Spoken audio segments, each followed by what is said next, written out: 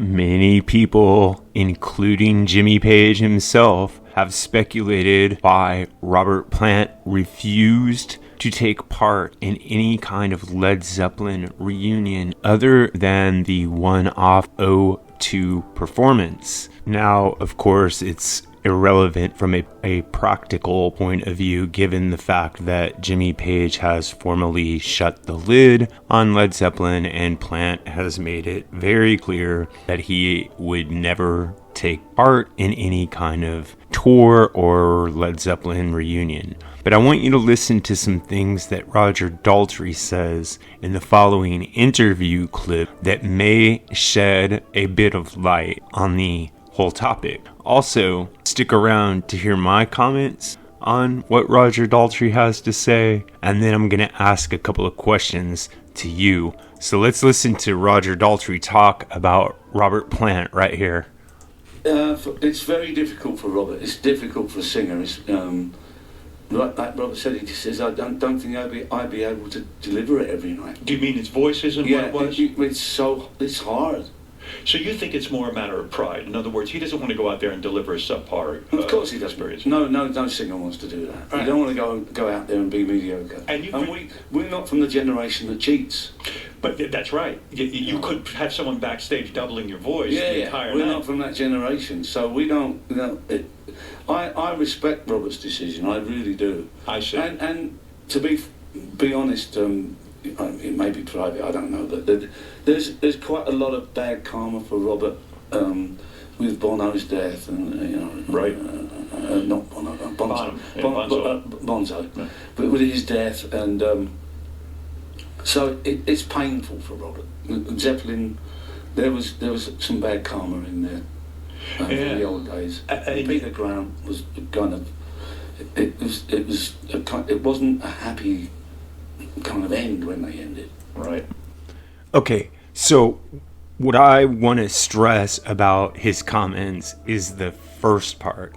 When he says that Plant said, hey, I don't think I'd be able to go out and do this night after night. I think that's probably true. I think that's probably true both in terms of his vocal abilities, technically speaking, and I think it's also true for his emotional delivery and where he wants his mind to be. I don't think he's interested in going back out and reliving the old energy of Led Zeppelin, even if it was possible.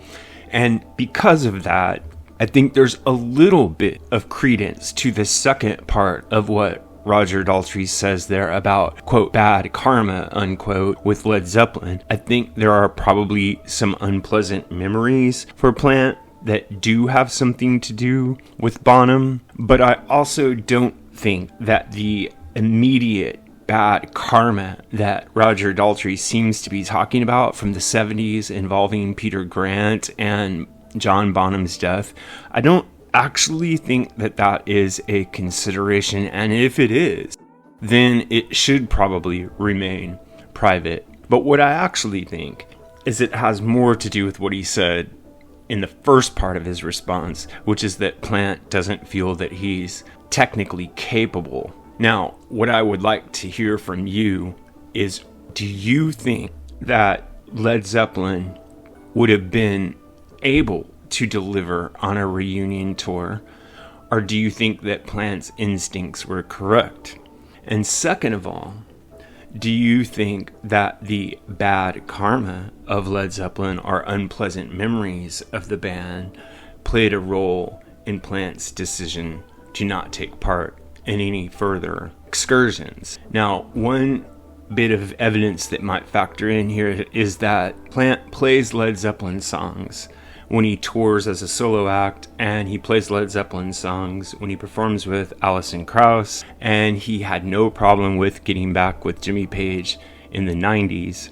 So I think that the karma thing might be a little bit blown out of proportion, but I actually don't doubt that it's a matter of artistic pride. And I love that Roger Daltrey said, we're not from the generation that fakes it. And I think that it's an incredible gift to his fans, even if it doesn't look like it, that Robert Plant would not cheat, would not try to milk the cash cow when he doesn't feel like he could deliver the material. Another factor to keep in mind is that Plant seems to really enjoy traveling to new territories and doing new things. And I don't feel that any kind of regrouping of Led Zeppelin with John Paul Jones, Jimmy Page, Robert Plant, and Jason Bonham would be making new music. And if they made a new style of music, what I'm saying is if they did something that was experimental, everyone would just be disappointed in them because it doesn't sound like Led Zeppelin. If they do something that sounds like Led Zeppelin, then of course it won't be experimental and interesting enough to pique Robert Plant's creative excitement. And I think that this plays a really strong role in his decision not to do anything with Led Zeppelin. And I think he made that very clear in the statements he made when he explained why he didn't want to take part in any kind of an extended reunion tour. So those are the reasons that I feel that Robert Plant chose not to participate in any kind of a Led Zeppelin reunion. And I don't think that they have very much to do with karma. I think they have everything to do with creativity and artistic intensity.